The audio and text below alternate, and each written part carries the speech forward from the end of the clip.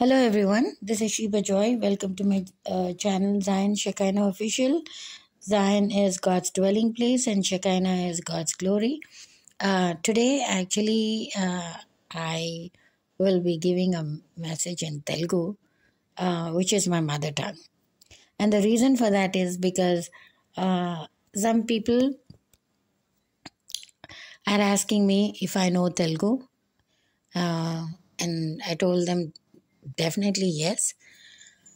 And some people said, why can't you, give a message in Telugu? But I told them, like, giving a message in Telugu is very hard because the biblical language is different than, the spoken language. So, and I'm not fluent in that biblical language because I wouldn't know more of the Bible verses and the names and how you pronounce in Telugu and all that. Then others were like little critics, which is okay because I think they were getting irritated that I was not saying anything in Telugu, which is my mother tongue. So they were a little critical about that. I take that as positive criticism, so that's still okay.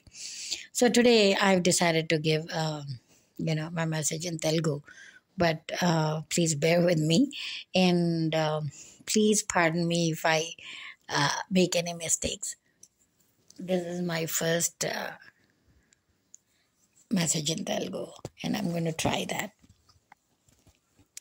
Okay. But all the verses and the chapters of the Bible, I'm going to say it in English. Okay. So, First John.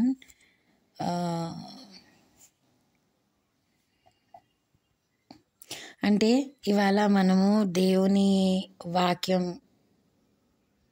లోకి వెళ్ళి దేవుని మాటలు ఏంటి అవి ఆ ప్రాముఖ్యత వాటికి అంటే ఆ మాటలకి ఎలా ప్రాముఖ్యత ఉంది ఏంటి ఆ ప్రాముఖ్యత అని మనం చూడాలి ఇవాళ. సో ఇట్స్ అయితే 1 John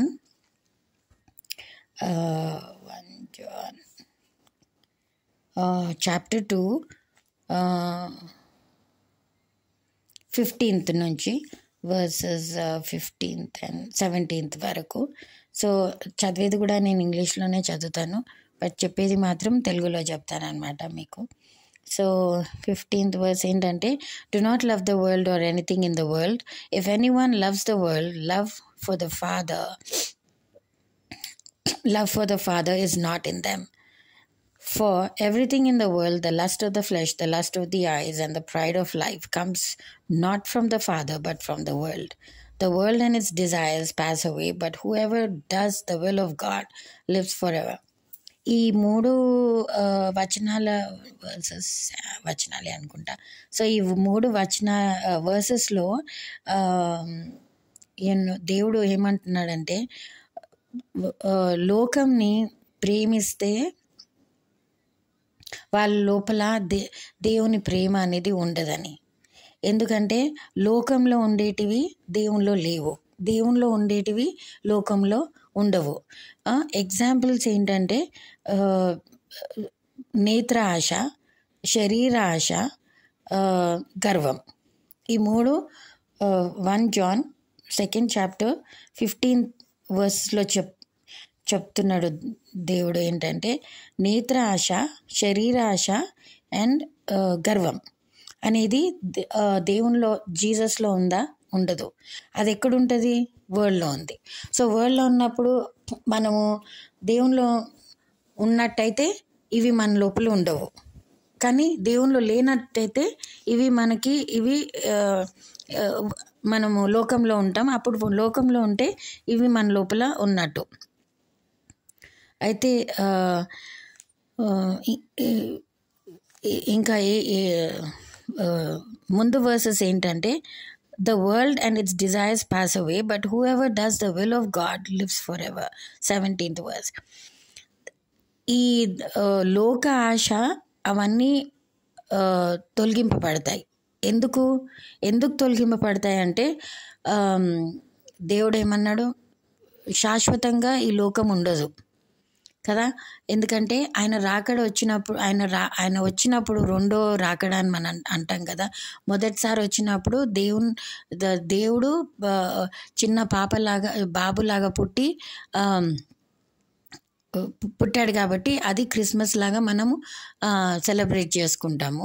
సెకండ్ ఏంటంటే ఆయన రెండో రాకడ టైంలో వచ్చినప్పుడు ఈ లోకం అనేది ఉండదు. అది కంప్లీట్గా అది నాశనానికి గురి అవుతుంది అనమాట. అప్పుడు దేవుడు ఒక కొత్త వరల్డ్ని అండ్ ఒక కొత్త హెవెన్ని, పరలోకాన్ని సృష్టిస్తాడనమాట. సృష్టించడం అంటే ఏంటంటే ఇవి పాతవన్నీ గతించి కొత్త వచ్చును అని ఉంది బైబిల్లో. సో అది అవుతుంది అనమాట. సో ఇక్కడ జాన్ అనేట ఆయన డిసైపుల్ ఆయన ఏమంటున్నాడంటే ఈ లోకములో మనం ఒకవేళ మనం దాంట్లో ఆశ పెట్టుకొని దాంట్లో మనము లీనమైపోయి మనం ఇంతకుముందు చూసాం కదా, ఆశ, నేత్రాశ, శరీరాశ అండ్ ఇదేంటి గర్వం అనేది మన లోపల ఉంటే అది ఏమవుతుందంటే మనము లోకానికి చెందిన వాళ్ళం అవుతాము. అప్పుడు ఆ లోకం కూడా ఉండదు. మంచి కాదు, లోకం కూడా ఉండదు. అది తప్పకుండా అది భస్మం అయిపోతుంది. కానీ ఎవరైతే దేవునిలో ఉంటారో, ఆయన ఆజ్ఞలు పాటిస్తారో, ఆయన క్రియలు చేస్తారో వాళ్ళు ఎల్లకాలం దేవునిలో ఉంటారు.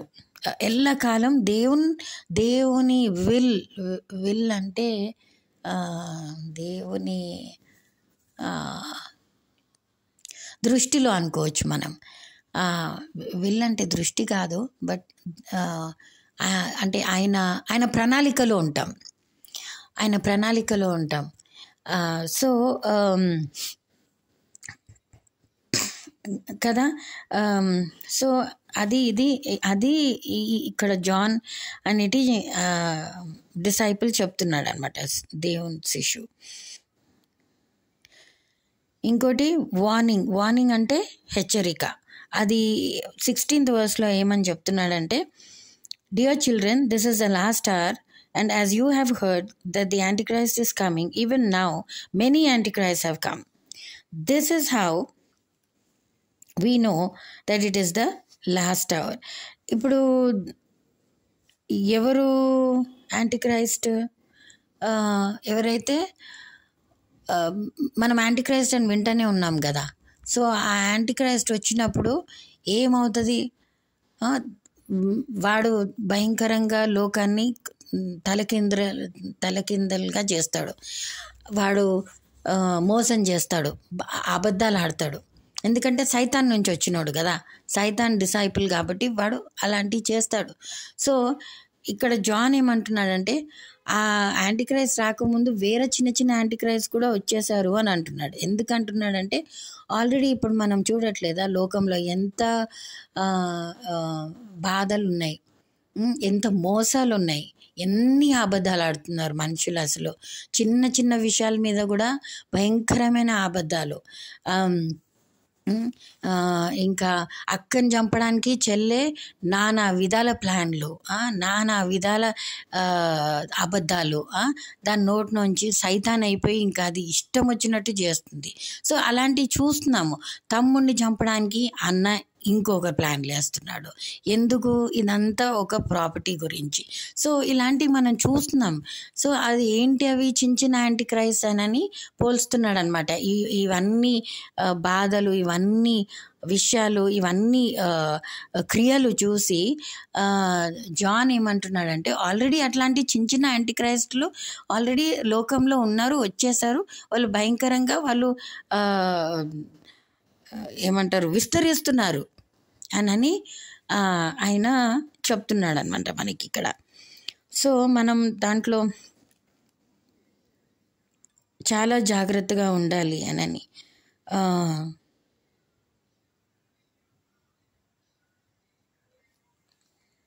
ఇంకోటి ఏంటంటే చాప్టర్ 3లో అదే 1 John చాప్టర్ 3లో ఫస్ట్ వర్స్ చూసినట్టయితే, see what great love the father has lavished on us, that we should be called the children of God. And that is what we are. The reason the world does not know us, that it did not know him. So, see, John, James, Peter అనేది చాలా ఎలాంటి అంటే ఆ 3 chapters ఆ 3 books కూడా చాలా అంటే మర్మాలు, దేవుని సీక్రెట్స్ అనొచ్చు, మనం మాట్లాడతారనమాట వీళ్ళు. అంటే ఒక క్రిస్టియన్ ఎలా నడుచుకోవాలి అనేది బైబిల్ అంతా చెప్తే, ఈ 3 చాప్టర్స్ మాత్రం ఒక వేరే విధంగా చాలా డీప్గా, చాలా లోతుగా ఈ 3 చాప్టర్స్, జాన్ అనే డిసైపుల్, జేమ్స్ అనే disciple, and John, James, Peter అనే డిసైపుల్, వీళ్ళు ముగ్గురు చాలా చాలా వేరేగా చెప్తారనమాట. వేరేగా అంటే ఏంటంటే చాలా ఏమంటారు దాన్ని, చాలా విస్తారంగా అండ్ ఆల్సో అండ్ చాలా అంటే చాలా వెయిట్ ఉంటాయి అవి మనం చదివితే. అంటే అయ్యో మనం ఏమో అనుకున్నాము క్రిస్టియన్ లైఫ్ అంటే ఎలానో నడుచుకోవాలి, ఎట్లా అంటే ఉండాలి, బాగానే ఉండాలి, కరెక్ట్గానే అని అనుకున్నామని. అవి కాదు. ఏంటంటే ఈ వీళ్ళు చెప్పేటి చాలా డీప్గా ఉంటాయి అన్నమాట, చాలా లోతుగా ఉండే, అంటే చాలా సింపుల్ అవి, కానీ చాలా లోతైన మాటలు అన్నమాట. సో ఇక్కడ ఫస్ట్ జాన్ చాప్టర్ 3లో ఏమంటున్నాడంటే, see what great love the father has lavished on us, that we should be called the children of God. దేవుడు మన మీద ఎంత ప్రేమ విసరించాడంటే, దట్ మనల్ని ఆయన ఎంత ఇష్టపడ్డాడంటే, దట్ మనల్ని ఆయన పిల్లల్లాగా పిలిచాడనమాట. ఇప్పుడు బయోలాజికల్గా అయితే ఇప్పుడు మనకి ఎవరైనా పుడితేనే మనం పిల్లలు అంటాం కదా, కానీ దేవుడు అలా అనలేదు. ఆయన ఎట్లా అన్నాడంటే, ఆయనకి మనం పుట్టకున్నాను కూడా ఆయన మనల్ని ఆల్రెడీ పిల్లలు అనుకున్నాడు. ఎందుకు అనుకున్నాడు? ఎందుకు అనంటే ఆయన మన కోసం త్యాగం చేశాడు. ఎలా? ఇప్పుడు కొంతవరకు తల్లిదండ్రులు వాళ్ళ పిల్లల గురించి కొంతవరకు త్యాగం చేస్తారు, కొంతవరకు వాళ్ళకి ఏదో ముందు సాగడానికి కొంతవరకు ఏదో చేస్తారు. కానీ వాళ్ళ పిల్లలకి వాళ్ళు చనిపోవాలి అంటే చనిపోతారా? చనిపోరు. కానీ ఇక్కడ దేవుడు అధికముగా ప్రేమించాడు కాబట్టి మనల్ని ఆయన శిలువ పైన మరణించి మనల్ని విమోచించి, మనల్ని క్షమించి, మనల్ని ఏమంటారు పరలోకానికి అర్హులు చేసి, అదే కాకుండా ఇప్పుడు మనల్ని ఆయన పిల్లలు అనని అంటున్నాడు అనమాట. సో ఇది చాలా గొప్ప సంగతి కదా. ఎందుకంటే అది మామూలుగా చూస్తే మానవులకి అర్థమైతే మాత్రం చాలా పెద్ద మర్మం అది. ఓకే, వర్స్ 4లో, everyone who sins breaks the law, in fact sin is lawlessness, but you know that he appear so that. So ఇక్కడ ఏమంటున్నాడంటే, మనము ఇంకోటి, సారీ నేను ఇది చదవలేదు, second verse, 1 John chapter 3 second verse. Dear friends, now we are the children of God, and what we will be has not yet been made known, but we know that when Christ appears we shall be like him, for we shall see him as he is. అంటే, and all who have hope in him purify themselves just as he is pure. So ఏంటంటే ఆయన ఆయన మనల్ని పిల్లలు అని అన్నాడు. So మన పిల్లలు మనలాగానే ఉంటారు కదండి. మన పిల్లలు యూనో ఆర్ కంప్లీట్గా ఫాదర్ లాగా ఉంటారు, లేకపోతే కొంతమంది కంప్లీట్గా మదర్ లాగా ఉంటారు, లేకుంటే కొంతమంది కంప్లీట్ ఇద్దరులాగా ఉంటారు, పేరెంట్స్ ఫాదర్ అండ్ మదర్ లాగా. సో మనము ఆయన పిల్లలు అన్నప్పుడు ఆయన మనల్ని ఆయన రూపంలో చేశాడు కాబట్టి రెండో రాకడ టైం కూడా మనము ఆయన లాగానే ఏమంటాం చేంజ్ అవుతాం. ఎట్లా? హెవెన్లీ బాడీ అంటే పరలోకం వస్త్రం వేసుకొని, అంటే అదేంటో ఏలియన్ వస్త్రంలా కాదు, బట్ ఇప్పుడు ఏంజిల్స్ అంటే మనం చూస్తాం కదా, దూతలు వాళ్ళ వస్త్రాలు వాళ్ళని చూస్తే వాళ్ళు ఏమి వేసుకున్నారు, వాళ్ళు ఎలా ఉన్నారో మనకు అది అర్థమవుతుంది కదా. అట్లానే మనం కూడా మనలాగానే ఉంటాం. సో అది నేను చూశాను అనమాట విజన్లో. మనలాగానే ఉంటాము, కానీ మనకి ఈ శరీర వస్త్రం అనేది ఉండదు. అంటే మనమేమి గోస్ట్ లాగా దయ్యంలాగా కాము, బట్ అది ఎలా ఉంటుందంటే రక్తము మాంసము అనేది ఉండదు. అంటే ఎలా ఇప్పుడు చూడండి, ఒక సన్న ఇప్పుడు వేల్ అంటే ఏంటి, ఒక జాలి బట్ట వెనుక మనం ఒకవేళ ఎవరైనా నిలబడ్డారనుకోండి, వాళ్ళు ఎలా కనిపిస్తారు మనకి? మనుషుల్లాగానే కనిపిస్తారు కదా, కానీ వాళ్ళకి ఏ శరీరం ఉంది అంటే ఎలా ఉన్నారు వాళ్ళు అట్లా మనకు కనిపించరు కదా, అట్లా అనిపించరు వాళ్ళు మనకి. సో అలానే మనము మన శరీరమే, మన ఫేసే, మన ముఖము, మన అన్ని పెట్టుకొని మనం వెళ్తాం, కానీ ఈ రక్తము మాంసము అట్లాంటివి ఉండవు అన్నమాట. ఎందుకంటే అప్పుడు గ్లోరిఫైడ్ బాడీ అనేది వస్తుంది. ఎందుకంటే మహిమ శరీరం అంటారు కదా, అది వస్తుంది మనకి. సో అది కూడా మనకి ఒక ప్రామిస్ లాగా ఇవ్వబడింది అనమాట. ఎందుకు? దేవుడు మనల్ని ఆయన పిల్లలు అనుకున్నాడు కాబట్టి. ఆయన పిల్లలు ఇప్పుడు లోకంలో తల్లిదండ్రుల పిల్లలు వాళ్ళలాగానే ఉంటారు కదండి, వేరేలాగా ఉండరు కదా. సో అలానే ఆయన పిల్లలు అనుకున్నప్పుడు ఆయన ఎలా ఉంటాడో పరలోకంలో ఆ విధంగానే మనల్ని కూడా అక్కడ చేర్చుకుంటాడనమాట. ఎప్పుడంటే కొంతమంది చనిపోయినప్పుడు వాళ్ళు వెళ్ళినప్పుడు అలానే వెళ్తారు. ఇంకో కొంతమంది ర్యాప్చర్ టైంలో నేను చూశాను. ర్యాప్చర్ టైంలో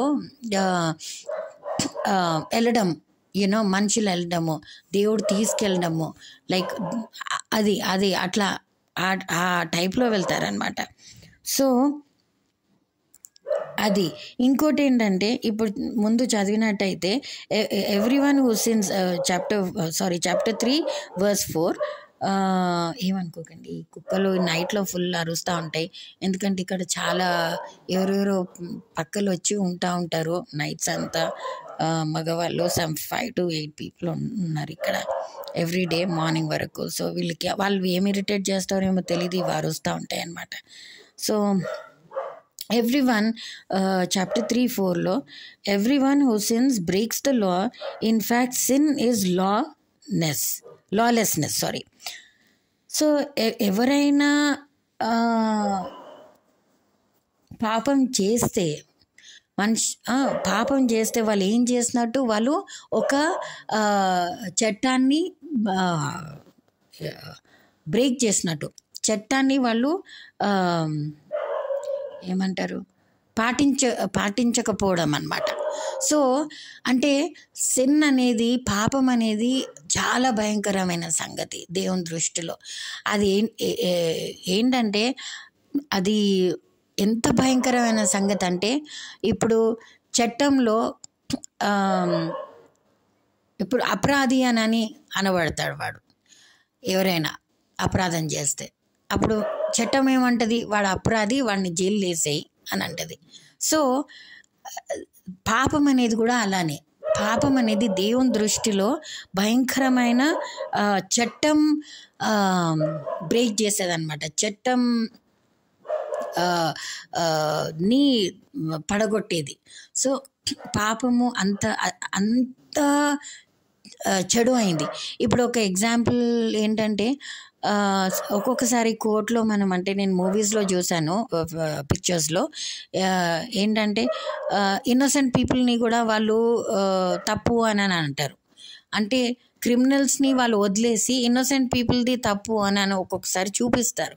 కానీ అంటే అర్థం ఏంటి, వాళ్ళు అక్కడ ఆ చట్టాన్ని వాళ్ళు పడగొట్టేస్తున్నారు. ఉన్న చట్టంని పాటించకుండా, చట్టం అనే సంగతి చాలా మంచి సంగతి, కానీ అది పడగొట్టేస్తున్నారు. పడగొట్టేసి వాళ్ళు దాన్ని వినకుండా, అది ఆ పాపం ఉంది కాబట్టి అలా వాళ్ళు పడగొట్టేసి ఉన్నది లేనట్టు, లేనిది ఉన్నట్టు చెప్తున్నారనమాట.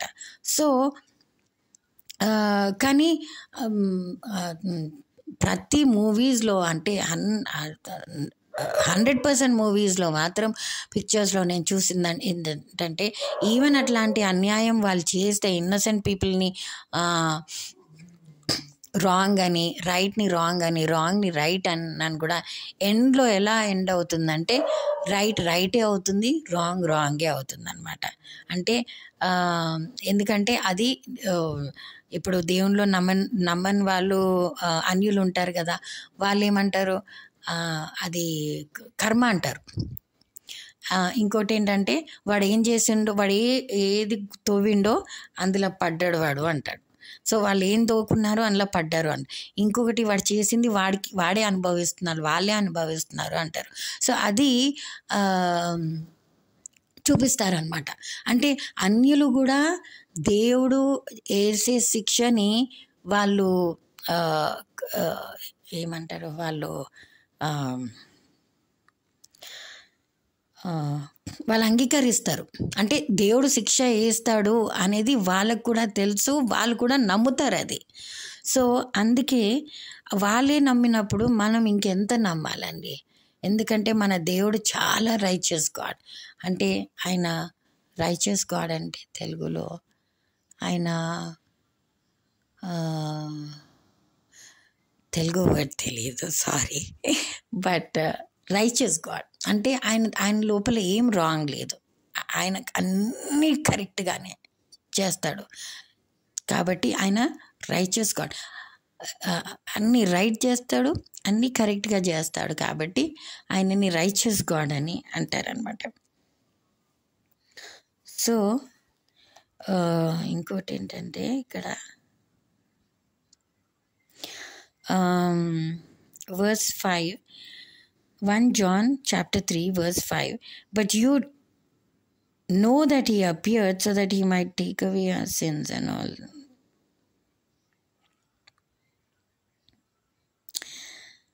ఓకే, ఇది ఇంకొక ఇక్కడ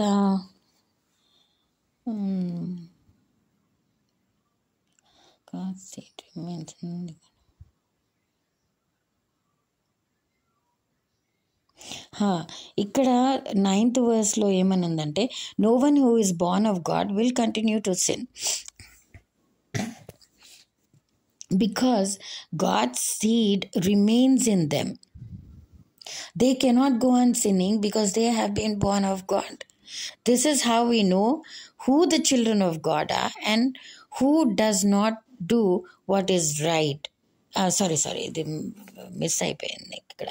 Okay, 10th verse. This is how we know who the children of God are and who the children of the devil are. Anyone who does not do what is right is not God's child, nor is anyone who does not love their brother and sister. See, ఇది చాలా important verse అండి. ఎందుకంటే ఇక్కడ దేవుడు ఏమని చెప్తున్నాడంటే, no one who is born of God. వాళ్ళు ఇప్పుడు ఇక్కడ జాన్ ఏమంటున్నాడంటే, ఎవరైతే దేవునిలో ఉన్నారో వాళ్ళు పాపం చేయడము కంటిన్యూ చేయరంట. ఎందుకంటే దేవుని మాట వాళ్ళ లోపల ఒక విత్తనం వల్ల నాటుకుంటుంది. కాబట్టి వాళ్ళు పాపం చేయడానికి ఏమంటారు, ముందుకెళ్ళరంట. ఎందుకు అంటే దేవుని మాట ఏం చెప్తుంది, దేవుని వాక్యం ఏంటి, ఒక బీజం వల్ల అది మన లోపల ఉన్నప్పుడు అది బీజం ఏం చేస్తుంది, అది మంచి మట్టిలో వేస్తే మంచి వృక్షం వస్తుంది బయటికి, అండ్ పళ్ళు అవన్నీ వస్తాయి కదా. సో అదే అనమాట. సో దేవుని వాక్యము మన మంచి హృదయంలో నాటబడితే అది మంచి వృక్షం వల్ల అంటే ఫలిస్తుంది అనమాట. అప్పుడు ఆ మనిషి, ఆ వ్యక్తి ఆయన కానీ ఆమె కానీ పాపం చేయరు. ఎందుకు చేయరంటే ఆ బీజం అనేది వృక్షంలాగా తయారై దేవునికి మహిమ తెస్తుంది అనమాట. అంటే అర్థం ఏంటంటే ఆ వాక్యము వాళ్ళు కంప్లీట్గా అర్థం చేసుకొని పాటించి గ్రహించి దాన్ని చేయడం మొదలు పెడతారనమాట. అప్పుడు చేసినప్పుడు, దేవుని వాక్యం చేసినప్పుడు అక్కడ పాపం ఉంటుందా అండి? ఉండదు. అక్కడ ఏముంటుంది? పరిశుద్ధత ఉంటుంది, కంప్లీట్గా పరిశుద్ధత ఉంటుంది. ఇప్పుడు మానవుడు అన్నప్పుడు ఏదో కొంచెం చిన్న చిన్న తప్పులు చేయొచ్చు, కానీ అందులో కూడా ఆ పరిశుద్ధత ఉంటుంది ఆయన దాంట్లో. అంటే చిన్న తప్పులు అంటే ఒక్కొక్కసారి ఏదో అబద్ధం ఆడేయచ్చు, ఒక్కొక్కసారి ఏదో అనరాని మాట, చెడు మాట అనేయచ్చు, కానీ పెద్ద పెద్ద పాపాలు అనట్లేదు. మర్డర్లు, అడల్టరీ, ఇవన్నీ ఈ పాపాలు కాదు. సో ఈ చిన్న దాంట్లో కూడా వాళ్ళు నేర్చుకొని ఆ వాక్యాన్ని లో లీనమైపోయి ఉంటే అది చెట్టులాగా, వృక్షంలాగా పెద్దగా అయిపోయి వాళ్ళు అందులో లీనంగా వాళ్ళు అలా వాళ్ళ దేవుని వాక్యం వాళ్ళ లోపల పెరుగుతుందన్నమాట. పెరిగినప్పుడు అప్పుడు పాపానికి ఏ చోటు రాదు, ఏ చోటు ఉండదు. ఒకవేళ వాళ్ళు పడ్డాను కూడా దేవుడు మళ్ళా వాళ్ళని లేవనెత్తుతాడనమాట. సో అది అండ్ దీనివల్ల మనకు తెలుస్తుంది ఎవరు దేవుని పిల్లలు, ఎవరు సైతాన్ పిల్లలని. ఎందుకంటే పాపం చేసిన వాళ్ళంతా ఎట్టుంటారండి? దేవుని సైడా? కాదు, సైతాన్ సైడ్ ఉంటారు వాళ్ళు. ఈ పాపం చేసిన, ఇంతకుముందు చూసాం కదా మనము, వాళ్ళంతా పాపం చేసిన వాళ్ళు కాబట్టి వాళ్ళంతా సైతాన్ పిల్లలు అని ఇక్కడ రాయబడి ఉంది. మంచోళ్ళు అంటే దేవుని క్రియలు, దేవుని మాటలు విని ఆయనకు లోబడి ఆయన సంగతులు చేసినప్పుడు వాళ్ళు దేవుని పిల్లలు అని అంటారనమాట. సో ఇక్కడ అగైన్ ఫస్ట్ 1 John chapter 3 ఇదేం వర్స్, ఇక్కడ లైట్ కూడా సరిగా లేదు అసలు. Okay, 11th verse. For this is the message you heard from the beginning. We should love one another, do not be like Cain, who belonged to the evil one and murdered his brother. Why did he murder him? Because his own actions were evil and his brothers were righteous. చూసారా ఇక్కడ ఏమంటున్నారు?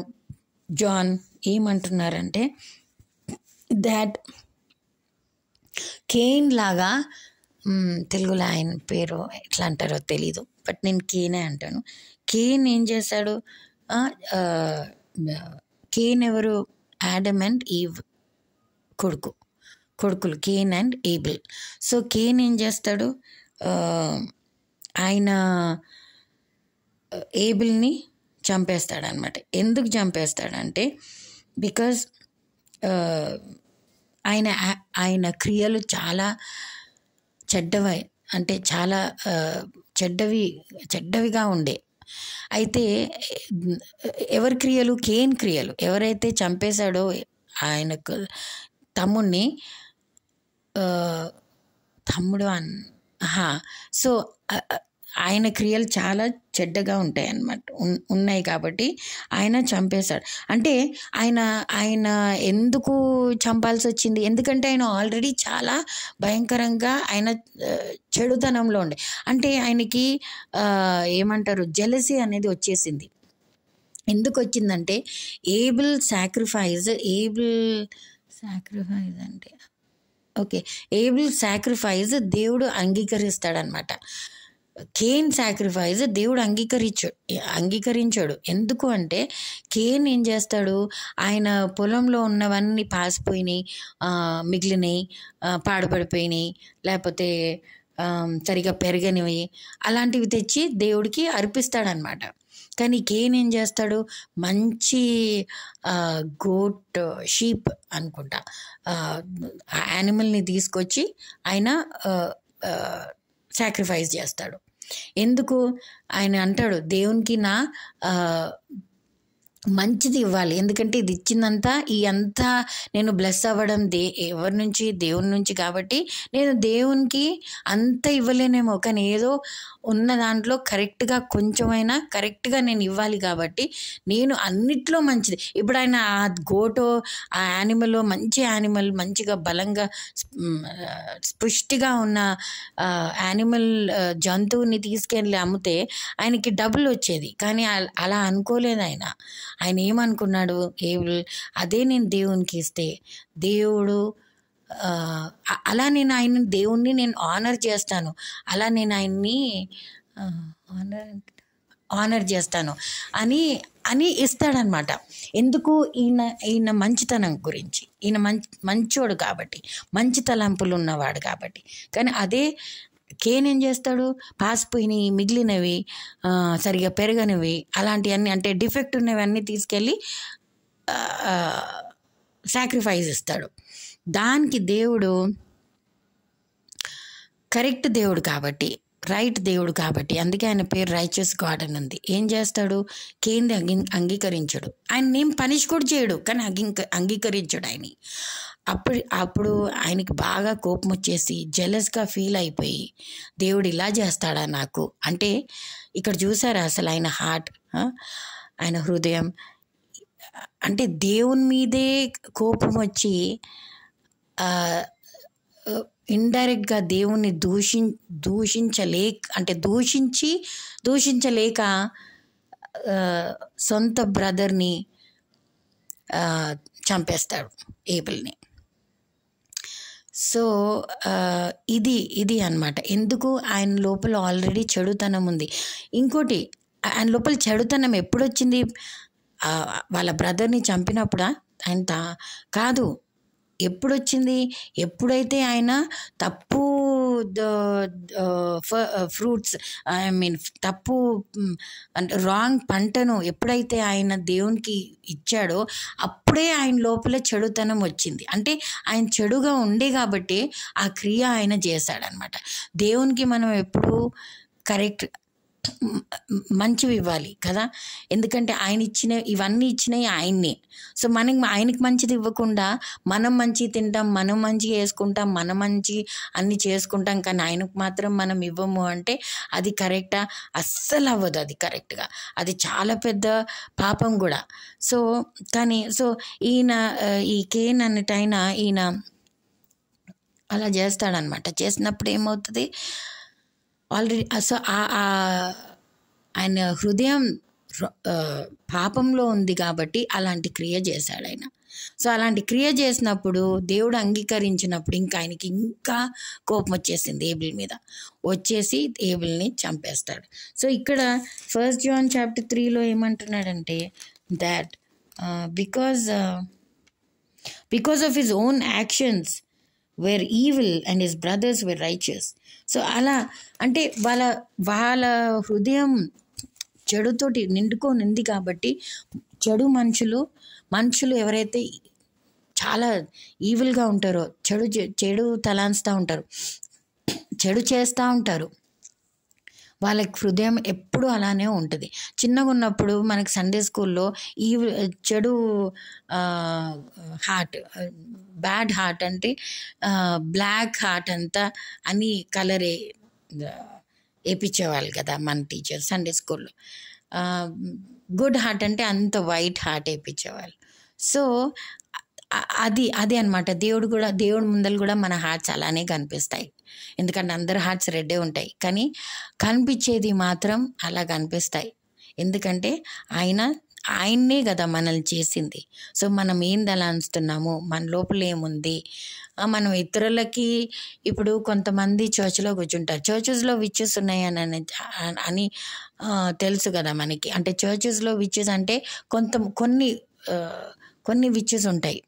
అవి ఏంటంటే divination. ఎలా అంటే వాళ్ళు చర్చ్కి వస్తారు, మళ్ళీ వెళ్ళి బాబాల దగ్గరికి వెళ్తారు. అంటే చర్చ్కి వస్తారు, మళ్ళీ వాళ్ళు ఎక్కడికి బయటికి వెళ్ళి మంత్రాలు తంత్రాలు చేస్తారు. ఇప్పుడు చర్చ్లో వాళ్ళకు ఒక క్రియ జరగలేదనుకోండి, మళ్ళీ వాళ్ళు అక్కడికి వెళ్ళి మళ్ళీ అవి చేసుకొని ఇటు వస్తారనమాట. ఇక్కడ ఏమైనా అవ్వాలి అని అనుకుంటే మళ్ళీ వాళ్ళ దగ్గరికి వెళ్ళి మళ్ళీ ఇక్కడికి వస్తారు. సో ఇట్లాంటి రూట్స్ మార్చినప్పుడు, ఇట్లాంటి ఏమంటారు క్రియలు చేసినప్పుడు దేవుని ఉగ్రత చాలా ఉంటుందండి వాళ్ళ మీద, భయంకరంగా ఉంటుంది. ఎందుకంటే దేవుడు ఏమన్నాడు, నువ్వు వేడిగా నన్నుండు, లేకపోతే చల్లగా నన్నుండు, కానీ గోరువెచ్చగా మాత్రము నా విషయంలో మాత్రము, దేవుని వాక్యం విషయంలో మాత్రం ఉండకూడదు అని అన్నాడు కదా. సో అట్లాంటప్పుడు వీ హ్యావ్ టు, మనం చాలా జాగ్రత్తగా ఉండాలి, చాలా అంటే చాలా జాగ్రత్తగా ఉండాలి. సో అందుకే పెద్ద పెద్ద దైవజనులు, ప్రొఫెసై చేసిన వాళ్ళు, ప్రాఫిట్స్, వాళ్ళు వీళ్ళు చెప్తా ఉంటారనమాట. సో నేను వాళ్ళ దగ్గర మెసేజెస్ వినింది ఏంటంటే దట్ చర్చ్లో విచెస్ ఉన్నాయని, కొంతమంది విచెస్ ఉన్నాయని. సో అదే అనమాట. అండ్ ఇంకోటి ఏంటంటే వాళ్ళు కంప్లీట్గా వాళ్ళకి పూర్తిగా వాళ్ళకి దేవుని వాక్యం కూడా అర్థం అవ్వదు.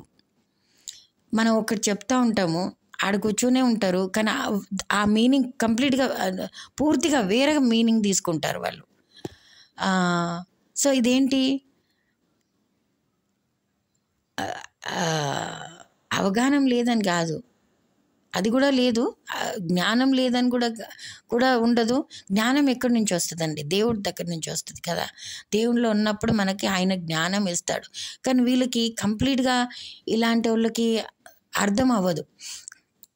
చిన్న ఎగ్జాంపుల్ ఏంటంటే కొంతమందికి విచ్ క్రాఫ్ట్ అని, బ్లాక్ మ్యాజిక్ అని చర్చ్లో ఉన్నాను కూడా, బైబిల్లో ఉన్నాను కూడా, చదివినాను కూడా, అక్కడ పాస్టర్ గారు చెప్తూనే ఉంటారు, అయితే కూడా వీళ్ళు తలకి ఎక్కదు, అది వీళ్ళకు అర్థం కాదు, అది లేదు అనుకో. బయటకు వచ్చి వినేది వింటూనే ఉంటారు, అక్కడ బయటకు వచ్చి అసలు అవి లేనే లేవు అంటారు. సో అంటే మీరు దేవుణ్ణి అబద్ధాలు చేస్తున్నారా? అంతే కదా. సో అక్కడ పాస్టర్ గారిది కూడా మీరు నమ్మట్లేదు. సో మరి ఇంకా ఆడ కూర్చొని ఏం విన్నారు? సో వీళ్ళ ఈ అర్థాలు, పదాలు అంత నాన్సెన్స్గా ఉంటాయి అన్నమాట. వీళ్ళకి అసలు ఏమి అర్థం. ఎందుకంటే నేను కలిశానండి ఇట్లాంటి వాళ్ళని, నేను ఒక 10 మందినైనా చూసినాను, నేను మాట్లాడాను కూడా నేను వాళ్ళతోటి. సో వీళ్ళకి అంటే కరెక్ట్ స్పిరిట్ ఉండదన్నమాట. ఎందుకంటే వీళ్ళు ఇట్లాంటి వాటిలలో చాలా డబుల్ స్టాండర్డ్స్ అంటారు కదా. అంటే ఇక్కడ ఉంటారు, అక్కడ ఉంటారు అన్నమాట. సో అలాంటివి వీళ్ళు చేస్తూ ఉంటారన్నమాట. సో ఎనీవే,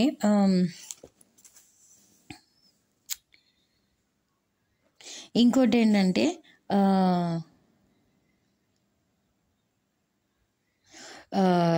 అదే same chapter 1 John chapter 3 15th verse-లో, anyone who hates a brother or sister is a murderer, and you know that the murderer has eternal life residing in him. What does it say? Anyone who hates a brother or a sister is a murderer, and you know that no murderer has eternal life residing in him. So sorry, just one word, నేను one word miss అయ్యే వరకు whole మీనింగే miss అయిపోయింది. అక్కడ NO అని చదివినందుకు అసలు వేరేదే అయిపోయింది. So నేను మళ్ళీ చదువుతానండి. 1 John chapter 3 16th verse, 15th verse. ఇక్కడ అసలు లైట్ సరిగా లేదు, ఎందుకు ట్యూబ్ లైట్ వేసినాను కూడా అసలు సరిగ్గా లేదు. Anyway, anyone who hates a brother or sister is a murderer, And you know that no murderer has life residing in him. ఇది చాలా పెద్ద మర్మం అండి. ఏంటంటే ఏం చెప్తున్నాడు జాన్ అంటే ఇక్కడ మనకి, ఎవరైనా వాళ్ళ అన్నని, లేకపోతే వాళ్ళ తమ్ముడిని, లేకపోతే ఎవరైనా వాళ్ళ అక్కని, లేకపోతే వాళ్ళ చెల్లిని ఏమంటారు, హేట్ చేశారనుకోండి. హేట్ అంటే విమర్శించడం, ఆర్ చెడుగా చూశారనుకోండి, వాళ్ళ లోపల ఏంటి వాళ్ళ లోపల you know that no murderer has eternal. So వాళ్ళ లోపల ఏం ఆత్మ ఉంటుందంట? మర్డరర్ ఆత్మ ఉంటుందంట. అప్పుడు ఆ మర్డరర్ అనేటోడు పరలోకానికి, ఆమె పరలోకానికి వెళ్తుందా? వెళ్ళదు. సో ఇది చాలా పెద్ద మర్మం అండి ఇక్కడ మనకి దేవుడు చెప్పింది. ఏంటంటే మనము అందుకే మన అక్కజెల్లెలను కానీ అన్నదమ్ములను కానీ వాళ్ళని మనము విమర్శించడం, హేట్ చేయడము, చెడుగా చూడడము, చెడుగా అనడము అనకూడదు. కొన్ని ఎక్సెప్షన్స్ ఉన్నాయి ఇందులో. ఎలా అంటే ఇప్పుడు మీ చెల్లె విచ్ క్రాఫ్ట్, బ్లాక్ మ్యాజిక్ అవన్నీ చేస్తుంది అనుకోండి, ఆమె నుంచి ఎవరు చేయిస్తున్నారో? సైతాన్. కానీ సైతాన్కి లోబడింది ఎవరు? ఆమె. సో ఎలా అంటే ఆమె అప్పుడు ఏం రూపం ధరించింది? విచ్ రూపం. సో అప్పుడు ఏంటి, ఆమె క్రియలు అన్నీ హేట్ చేయొచ్చు మనం. అంటే అర్థం ఏంటంటే ఆమె చేసినవి అన్నీ చేస్తున్నాయి భయంకరమైన థింగ్స్ అన్నీ మనము హేట్ చేయాలి. ఎందుకంటే అవి దేవుని విషయాలు కాదు కాబట్టి. సో అది హేట్ చేస్తాం. కానీ ఆమె ఆ రూపం ఒక విచ్ రూపంలో చేసుకుంది కాబట్టి ఆమెని కూడా హేట్ చేయొచ్చు ఇన్ అ వే. ఎందుకు అంటే ఆమె దేవునిలో లేకుండా కంప్లీట్గా సైతాన్లో ఉండి, మరి ఇప్పుడు ఒక క్రిస్టియన్ చేసింది అనుకోండి, ఇప్పుడు అదే అన్యురాలు చేసింది అట్లా అంటే అది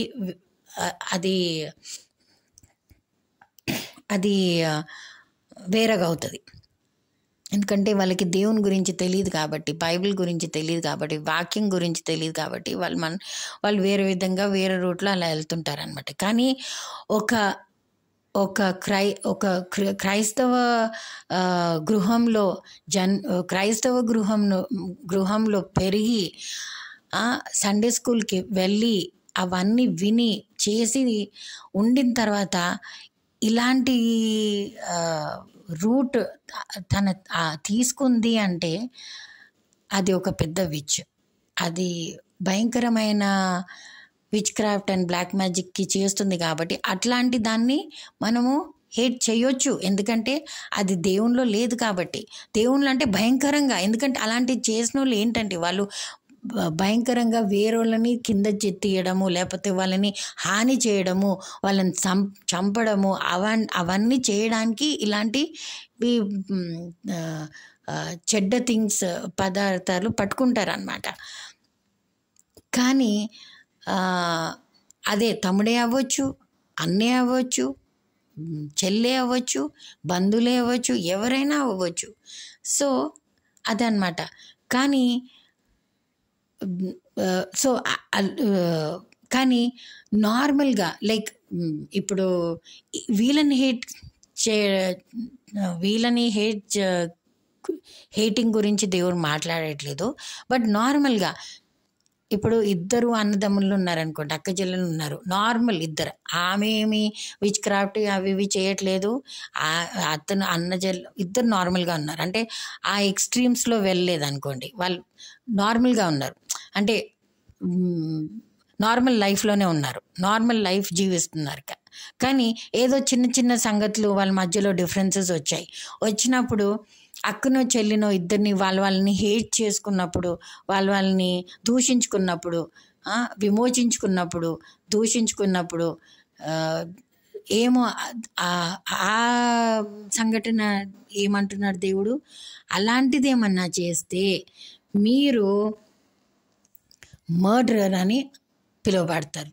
అప్పుడు మర్డరర్స్కి పరలోకంలో స్థానం ఉంటుందా అండి? ఉండదు. సో అది అది దేవుడు చెప్తున్నాడు అనమాట.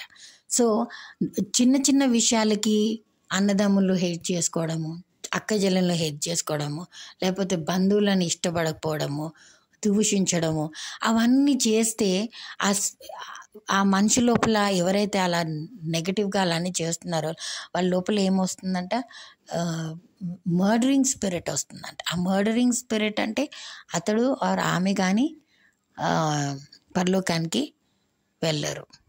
సో అది చెప్తున్నారు అనమాట దేవుడు. అది చాలా పెద్ద థింగ్. సో మనం చాలా జాగ్రత్తగా ఉండాలి. ఎవరినన్నా మనం దూషించకముందు, ఎవరన్నా వాళ్ళని మనం చెడుగా అనకముందు చాలా జాగ్రత్తగా ఉండాలి. ఎందుకంటే అది మర్డరింగ్ కింద వస్తుందంట. అంటే మనం వాళ్ళు మర్డర్ ఏం చేయట్లేదు ఫిజికల్గా, కానీ ఆ ఆత్మ, ఆ రూపం, ఆ ఏమంటారు, దాన్ని ఏమంటారు, it's so difficult to talk in preach in Telugu, but I'm very thankful. ఎందుకంటే my mother is my inspiration. అది ఆమె చాలా చక్కగా తెలుగులో బుక్ లాంగ్వేజ్లో చదివేదండి, అండ్ బుక్ లాంగ్వేజ్లో మాట్లాడేది కూడా, అండ్ బుక్ లాంగ్వేజ్లో ప్రీచ్ కూడా చేసేది మెథడిస్ట్ చర్చ్లో. అండ్ ఇప్పుడు షీఈ్ మై ఇన్స్పిరేషన్. కానీ నా పాస్టర్ గారు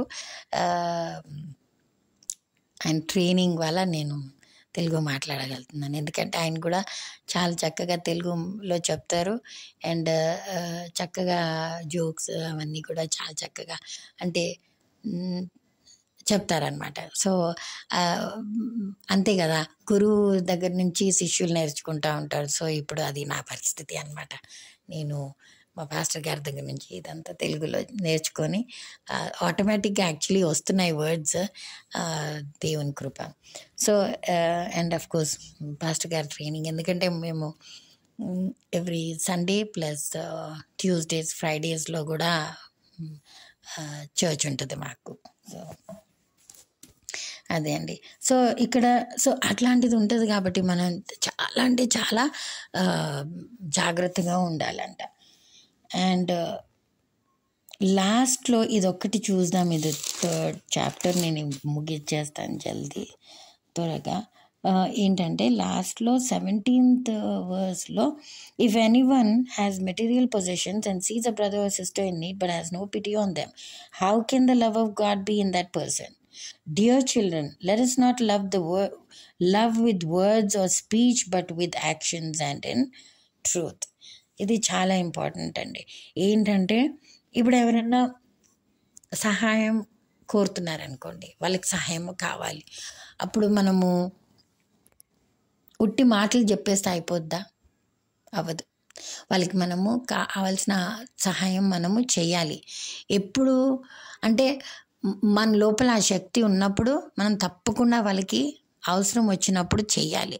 ఏదో మాటలు చెప్పి పంపించేయడం కాదు, లేకపోతే ఏదో అయ్యో అలా ఉందా అని పరిస్థితి, అయ్యో పాపం అంటే అవ్వదు. ఇప్పుడు ఒక అతనికి ఆకలి అవుతుంది అనుకోండి, మీరు ఆయనకి అన్నం పెడతారా? లేకపోతే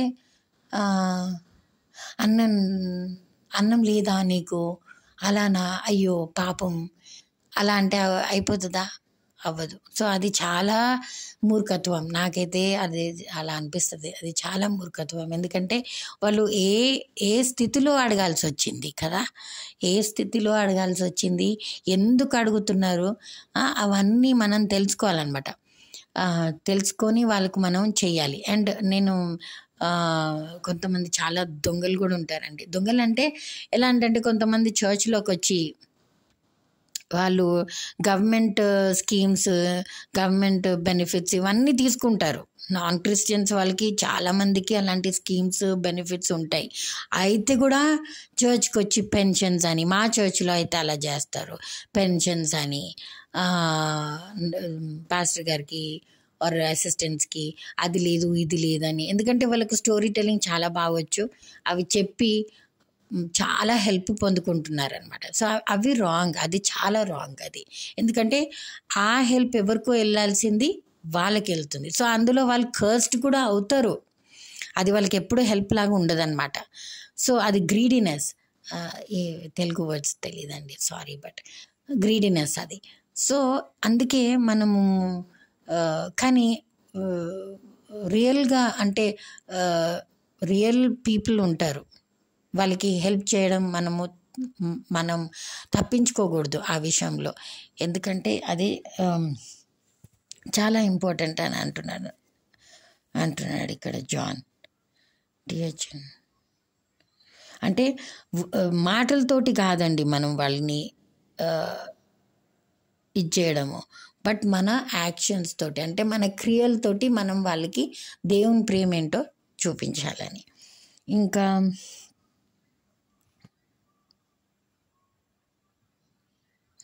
last verse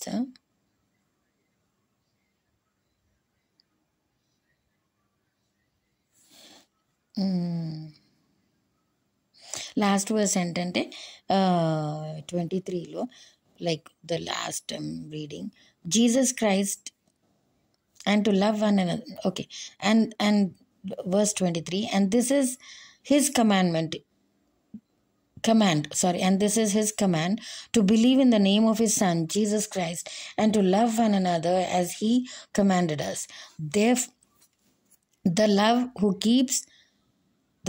the one who keeps God's commands lives in him, and he in them. And this is how we know that he lives in us. We know it by the Spirit he gave us. So ఏంటంటే that last వర్స్లో ఏం చెప్తున్నాడు John అంటే, that ఇది ఆయన command మన లోపల ఉంటాయి. అంటే ఇది ఏంటి, ఒకరినొకరిని ప్రేమించాలి, అది ఆయన కమాండ్ అనమాట. కమాండ్ అంటే అది అంటే దానికి తిరుగుబాటు లేదు, దానికి ఆప్షన్ లేదనమాట. దానికి ఎస్, నో, మేబీ అలాంటివి లేవు. ఎస్ అంటే ఎస్ఏ, అది నో అంటే నోయే. సో దేవుని కమాండ్ అనేది ఏదంటే ఆప్షన్ లేని మాట అనమాట. సో ఆ కమాండ్ ఏంటంటే దట్ ఏమనుందంటే బైబిల్లో, దట్ మనము ఒకరినొకరు ప్రేమించాలి, ఒకరినొకరు వాళ్ళ ఏమంటారు నీడ్స్, వాళ్ళ అవసరతలు మనము చూసుకోవాలన్నమాట. సో ఒకరు చూసుకోవాలి. ఇప్పుడు ఇంకోటి ఏంటంటే చర్చ్లోనే కాదండి, మనం అంటే చర్చ్లోనే హెల్ప్ వస్తుంది, చర్చే హెల్ప్ చేయాలి అని ఉండకూడదు. కొంతమందికి అట్లానే ఉంటుంది అనమాట, అలా కూడా ఉండకూడదు. చర్చ్లో వాళ్ళు ఎవరైనా రిచ్గా ఉన్నారనుకోండి, చాలా డబ్బు ఉంది వాళ్ళకి, ఆర్ వాళ్ళ దగ్గర అన్ని కావాల్సిన అవసరాలు ఉన్నాయనుకోండి ఇద్దరికి, వాళ్ళు కూడా చేయొచ్చు కదా, వాళ్ళు కూడా చేయొచ్చు. ఆర్ వాళ్ళు ఎలా చేయొచ్చు, వాళ్ళు డైరెక్ట్గా చేయొచ్చు, లేకపోతే వాళ్ళు ఎలా చేయొచ్చు, చర్చ్కే ఇవ్వచ్చు. ఏంటని, ఇది మీరు చారిటీకి వాడండి, ఇది ఎవరికన్నా హెల్ప్ అవుతే ఇవి ఇవ్వండి వాళ్ళకి అని చర్చ్లో ఇస్తారు. సో కొన్ని చర్చెస్, ఇప్పుడు నేను మెథడిస్ట్ చర్చ్లో పెరిగాను కాబట్టి అక్కడ డిసెంబర్లో అదేంటి లవ్ గిఫ్ట్స్ అని ఉంటాయి. లవ్ గిఫ్ట్స్ అని అంటే ఏంటంటే అవి వాళ్ళకి కొన్ని అవసరతలు పెడతారనమాట. ఏంటి, అంటే కొంతమందికి బట్టలు కావాలి, కొంతమందికి సరుపులు కావాలి, కొంతమందికి సోప్స్ కావాలి, కొంతమందికి ఇట్లాంటివన్నీ, కొంతమందికి డబ్బులు కావాలి అని. సో ఎవరికి ఏం తోచిందో ప్రతి ఒక్కరు ఆ చర్చ్లో ఆ గిఫ్ట్ మాదిరిగా దాన్ని ర్యాప్ చేసి కట్టేసి అక్కడ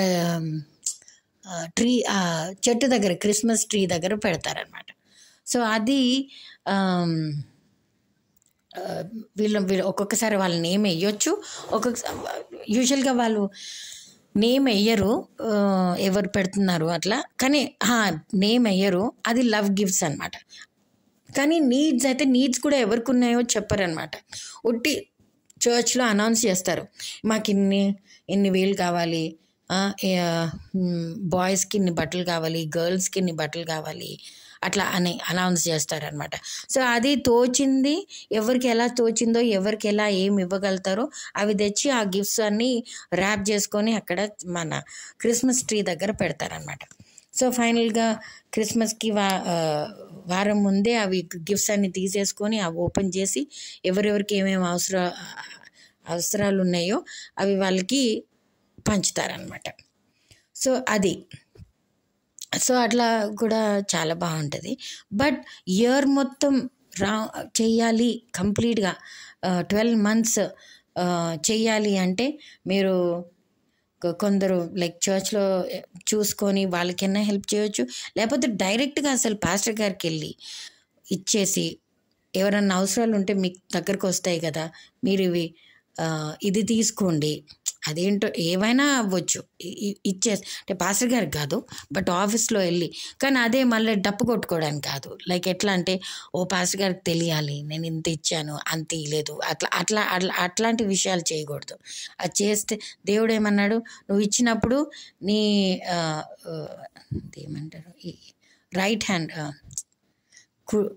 ఇప్పుడు రైట్ లెఫ్ట్ తెలుగులో నాకు తెలియదండి, బట్ నీ కుడి చేయికి కూడా తెలీదు నీ ఎడమ చెయ్యి ఆర్ వాట్ ఎవర్, నీ రైట్ హ్యాండ్ కూడా తెలియొద్దు లెఫ్ట్ హ్యాండ్ ఏమి ఇచ్చిందో, లెఫ్ట్ హ్యాండ్కి కూడా తెలియొద్దు రైట్ హ్యాండ్ ఏమి ఇచ్చిందో అని దేవుడు అన్నాడు కదా. సో అలా చేయాలన్నమాట. కానీ పాస్టర్ గారికి తెలిస్తే నన్ను చాలా ఇది అయిపోతారు, ఇంప్రెస్ అయిపోతారు, నేను కూడా ఇంప్రెస్ చేస్తాను అని అట్లా ఆ ఫీలింగ్ తోటి వెళ్ళొద్దు అనమాట. సో అది బెస్ట్ అంటే ఆఫరింగ్ బాక్సెస్ పెట్టుంటాయి, అందులో వేసేయచ్చు. సో అది బెస్ట్ యాక్చువల్లీ. సో అది చేయాలన్నమాట. సో బట్ ఎనీవే చర్చ్లో కూడా ఇట్లాంటి మినిస్ట్రీస్ ఉంటే చాలా బాగుంటుంది, ఉన్నాయి కూడా చాలా. అన్ని చర్చెస్ నాకు తెలిసినంత వరకు సపోర్ట్ చేస్తారు. అండ్ కొంతమంది చాలా తక్కువ చేస్తారు, కొన్ని చర్చెస్ చాలా ఎక్కువ చేస్తారు. సో అది నేను అంటే దేవుని వాక్యం చెప్తుందన్నమాట. మనం దేవునిలో ఉన్నామంటే ఆయన కమాండ్ ఏంటంటే ఆయన దానికి ఆప్షన్ లేదనమాట, చేయాల్సిందే అది. సో ఐ థింక్ ఇంకా చాలండి, బికాస్ 3rd chapter అయిపోయింది మనకి, 1 John chapter 3. So may the Lord bless this word and thank you for listening.